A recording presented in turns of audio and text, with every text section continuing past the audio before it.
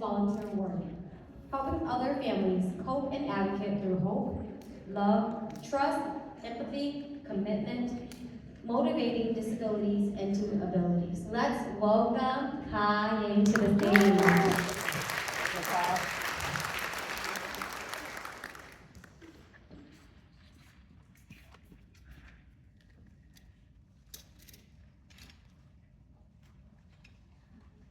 Can you guys hear me?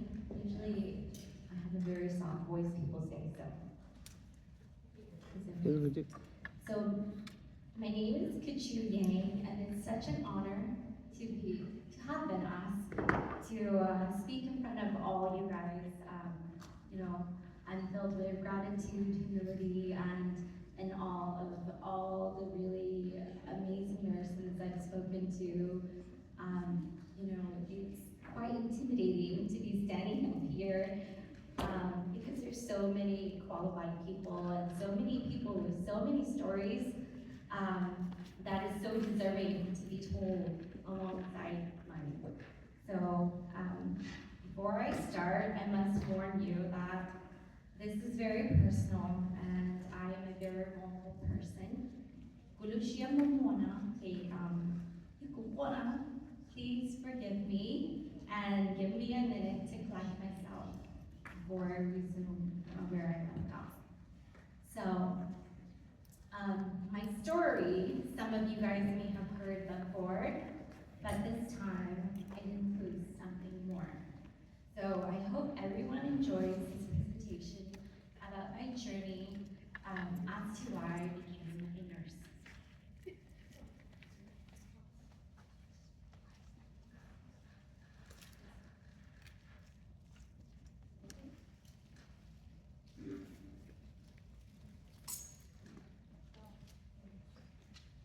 So objectives that I would like everyone to live with this evening or afternoon is to be able to identify a strategy to support and empower underrepresented families and explain how giving back to the community can change and challenge disabilities into abilities.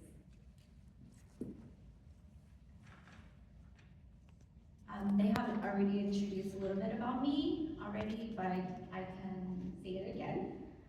My background, I grew up in Merced and I attended UC Davis as my undergraduate. I was class of 2006 at UC Davis with a degree in human development. But I went back to school and obtained my ADN in Solano Community College in 2021 and obtained my BSN at Sonoma State in 2022. When they ask me, what am I or who am I usually like to say I am a heart mom and I am a mom of 3 kids. I work at UC Davis. I was hired as one of the new grad in their cohort 42 in their float pool. And then I just started also this year as a per diem at Kaiser Sacramento and their 4 West neural step down unit.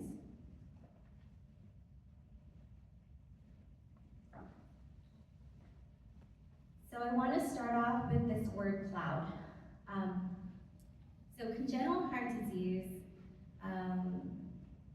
or defect, it's used interchangeably, and the statistics of it. So when you think of CHD, you think of kids, children, heart, surgery, shortness of breath, and hospital stays. So the term congenital, as everybody is present at birth, and CHD is the #1 birth defect in the United States, and it affects 1 in every 110 babies, and this totals to more than 40,000 babies every year.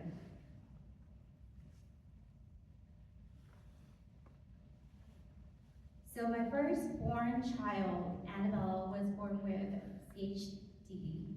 However, we did not know that she had CHD until she was 2 months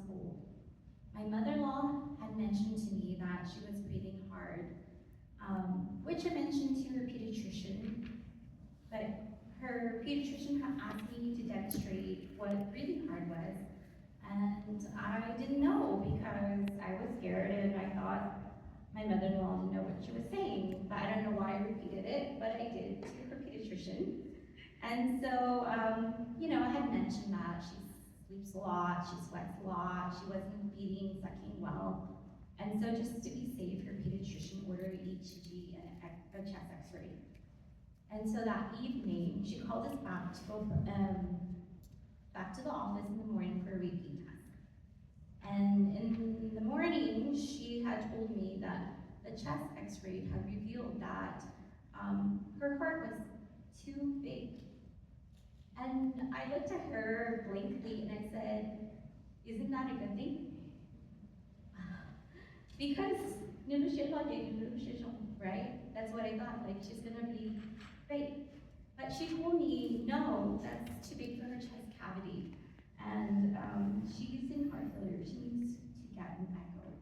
And so she went upstairs quickly and talked to the cardiologist, and they saw us right away. And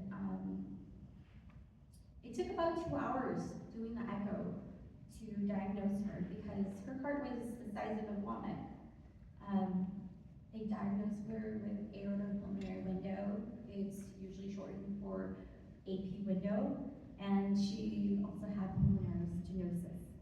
So the AP window is when there is an opening between the aorta and pulmonary artery that results in significant left to right shunt. So the AP window is the rarest of septal defects, accounting for 0.15 to 0.6% of all congenital heart malformations. So we were quickly whisked away from that echo to the PICU, where the next day she was slotted for open heart surgery. I didn't know how to process it, but I had to be strong for my family. So shortly after this, her follow-up revealed a secondary diagnosis due to the first surgery because of the scar tissue.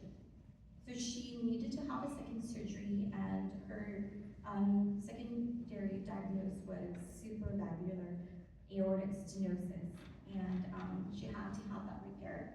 And she was just 8 months old, and because of that, she has forever changed how I view life, limits, and perspectives.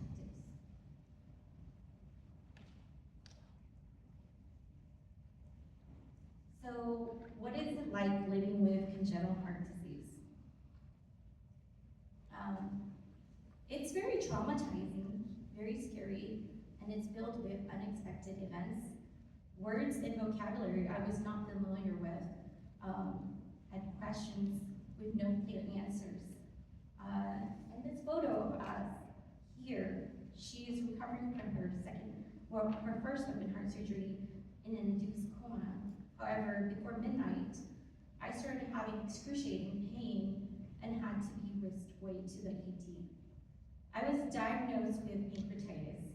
So while she was recovering in the PICU, I was admitted to another floor for acute pain and pancreatitis.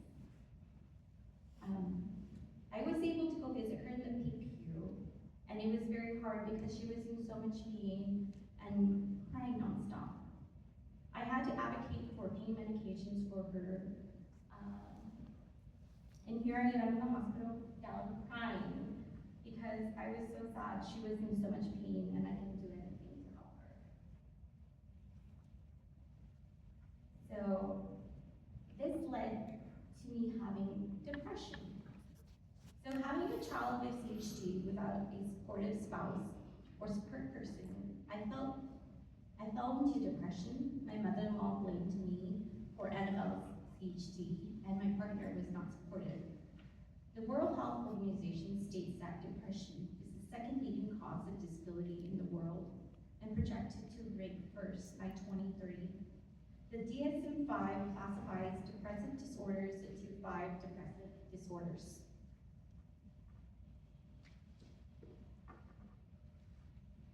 And without support, my depression advanced into major depression.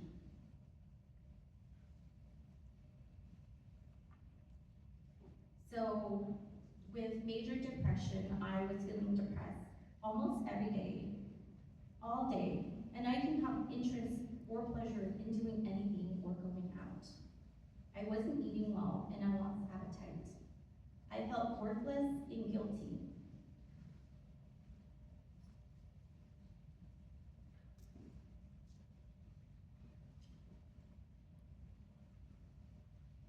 I thought a lot about what if I had done this and that.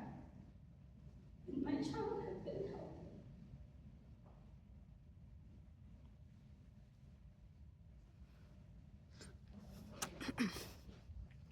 I wasn't able to sleep, or else I slept all day. I had thoughts about dying, but then who would care for my daughter?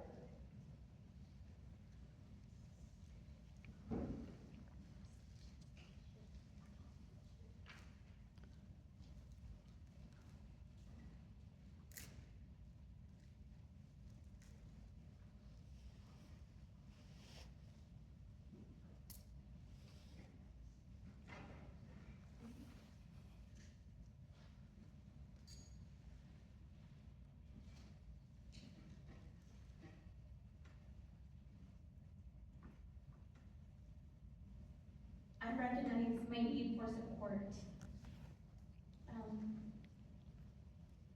I spoke to my PCP and told her how I felt.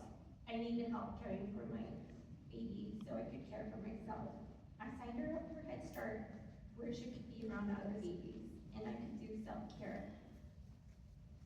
UC Davis Children's Miracle Network also reached out to us to attend events, and I looked for support groups in my area and found Mendel Hearts, Camp Taylor, and Angels for Hearts.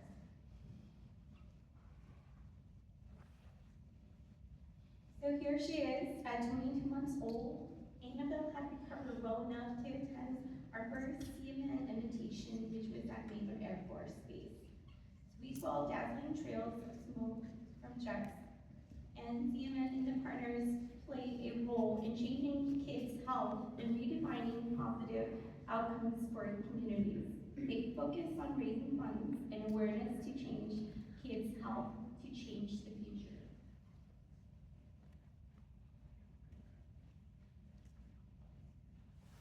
We saw how Annabelle was so happy at these events held by CMN and how kind they treated kids. We told ourselves that one day we would pay it forward.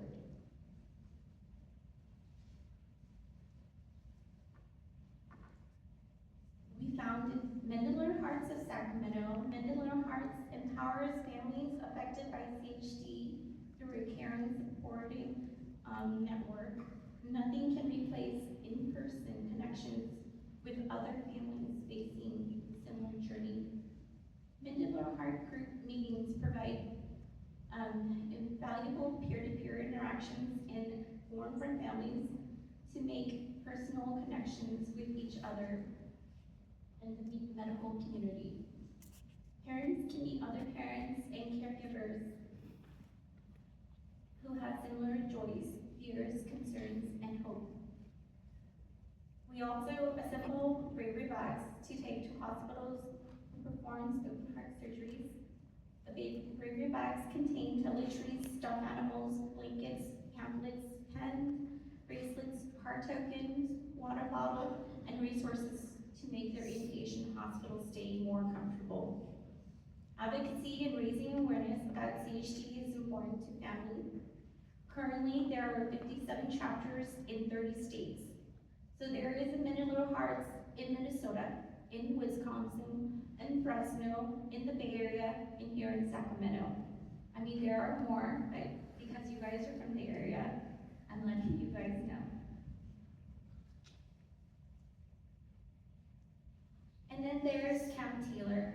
Camp Taylor was founded in 2002 with the mission to help pediatric patients and their siblings to overcome emotional and developmental challenges that accompany the disease through medically supervised camp program. Our kids and their siblings can attend summer camp to swim, do arts and crafts, archery, along with heart health education, and vital emotional support. The kids there share a sense of growth and achievement with children and families in similar circumstances. Campers return home empowered to take charge of the health.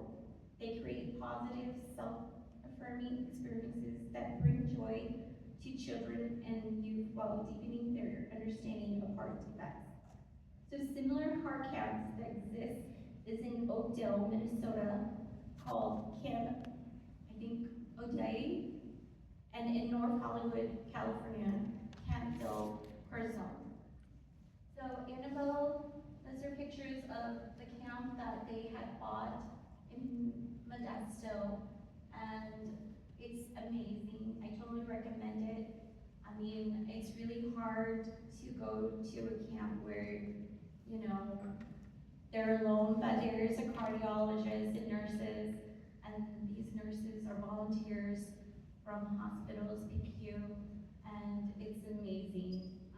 And they're staffed with counselors and peers and mentors. So that's the most recent one of Annabelle. Those are when she was much younger, and that's Taylor up there. Taylor has HLHS, and that's his mom, and she founded it on behalf of him so that there would be a camp for her kids.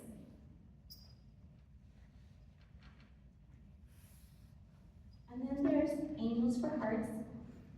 And Angels for Hearts is a local nonprofit here in Sacramento where the mission is to bring normalcy to pediatric heart patients in and out of the hospital. They run a yearly golf event for kids and their siblings to play golf because golf is the only sports that kids with CHD can play without limits, impact, and they can self-pace in their game. They do other events as well throughout the year.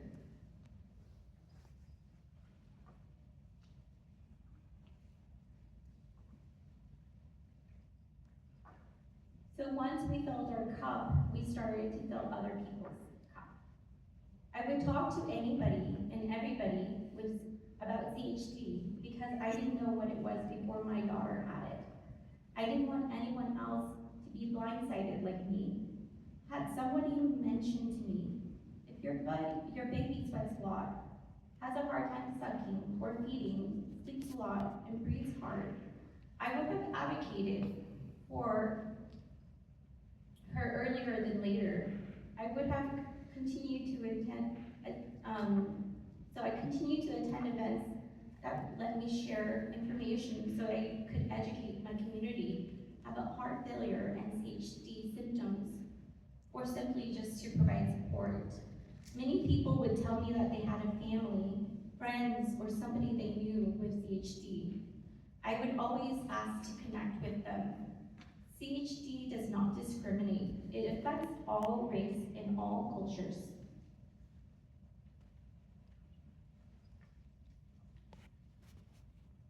So over the years, UCDMC, CMN reached out to us to share our story and to help them.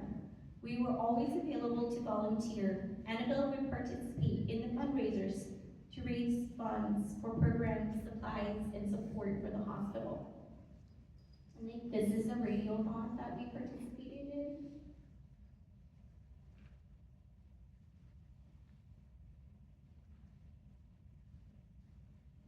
So it really empowers her to speak, to know that she is making a difference. I have never sheltered Annabelle from doing anything because all it takes is one voice to inspire others for a lifetime. Her kindness is like a ripple effect. It is extraordinary how she continues to smile and give of herself. Given how much she has endured, lived, and been through, she is always in and out of the hospital. She is my hero.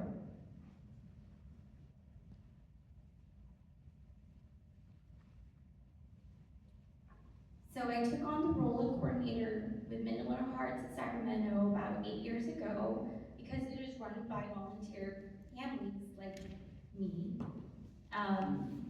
And the situation changes with time, with the child, with, circumstances.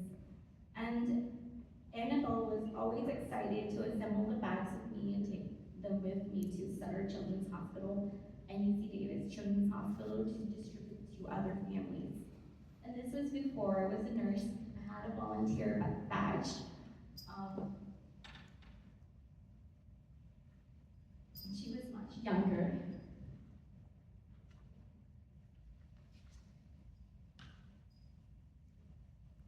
We recruited other families and children to join us, help us, because we also wanted children and families to feel empowered, because kindness matters. These children are often in the hospital and sick. These events allow them to heal because it brings them new and healthy memories in the hospital. They're always in there because they're sick. So it makes them feel really good.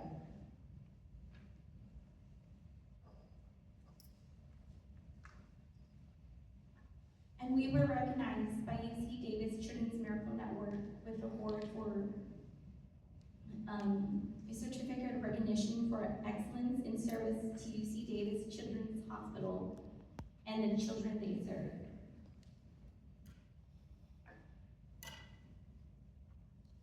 And so we collaborated with the community, and this is a video that was played on KCRA 3 about CHD and good oral health hygiene.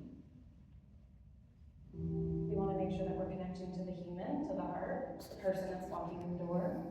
We're really passionate about our patients, and it fills us with a lot of joy when we are able to see our patients thriving outside the office and us being part of that.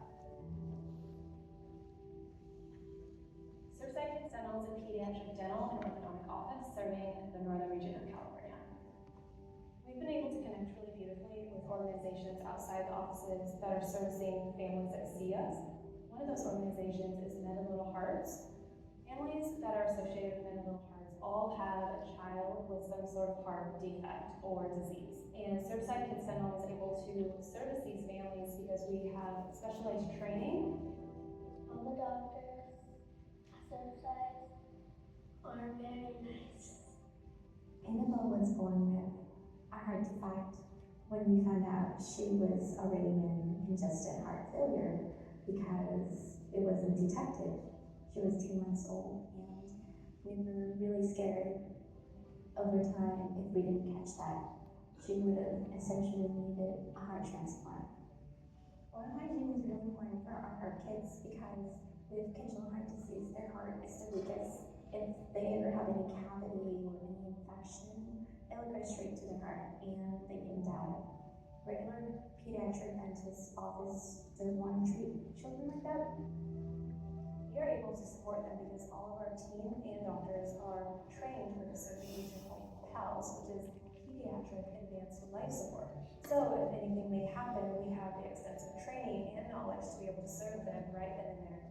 Men of Little Hearts was having a hard time finding support for their organization, and after meeting with Mom, I felt so moved that I knew that Surfside needed to be part of this organization. I invited Men of Little Hearts into our Elk Road location to host a Build a Bear campaign, in which they invited all of their Sacramento region families, and they got together and they came in and they built a bear with a little heart, and they gave them hope and community and love.